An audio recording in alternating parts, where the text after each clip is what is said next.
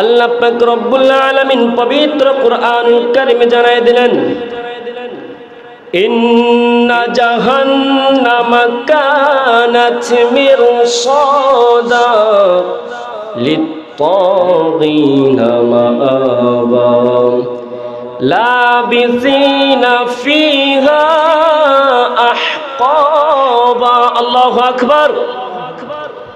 আল্লাহ পাক রব্বুল আলামিন বলেন, ইন্না জাহান্নামা, নিশ্চয় জাহান্নাম, কানাত মিরসাদা, প্রতীক্ষায় আছে, প্রতীক্ষায় আছে।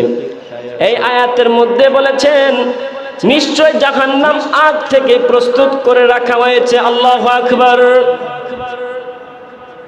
এবং অপর আয়াতে বলেছেন লিত্তাগিনা মাআবা, সীমা লঙ্ঘনকারীদের জন্য রয়েছে জাহান্নাম। কথা বলেন ঠিক কিনা? আয়াতের মধ্যে বুঝিয়ে দিয়েছেন যারা আল্লাহ পাক রব্বুল আলামিনের কথা অমান্য করবেন, যারা আল্লাহর কথা শুনে না, আল্লাহর কথা অমান্য করেন। আল্লাহ তাআলা নামাজ পড়তে বলেছেন, নামাজ পড়ে না। আল্লাহ তাআলা হালাল খেতে বলেছেন, হালাল খায় না।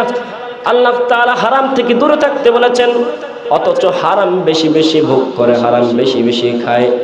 আল্লাহ তাআলা যেগুলো আদেশ করেছেন সেগুলো মানে না, আর যেগুলো নিষেধ করেছে ওইগুলোও মানে না। অর্থাৎ যারা আল্লাহ পাক রব্বুল আলামিনের আদেশ নিষেধ মানে না, তাদের জন্য রয়েছে জাহান্নাম। চিল্লাই কি নাউজুবিল্লাহ বলা যাবে না? অপর আয়াতে বলেছেন লাবিসিনা ফিহা আহকাবা। আল্লাহু আকবার। এবং ওই সমস্ত লোক শতাব্দীর পর শতাব্দী, যুগের পর যুগ জাহান্নামের মধ্যে অবস্থান করবে, জাহান্নামের মধ্যে থাকবে। যারা জাহান্নামী লোক, যারা জাহান্নামে যাবে, আল্লাহ তাআলা কুরআনুল কারীমে জানায় দিলেন তারা যুগের পর যুগ, যুগের পর যুগ, শতাব্দীর পর শতাব্দী তারা ওই জাহান্নামে অবস্থান করবে। তাদের অবস্থান, তাদের স্থান হবে জাহান্নাম। চিল্লাই কি নাউজুবিল্লাহ বলা যাবে না?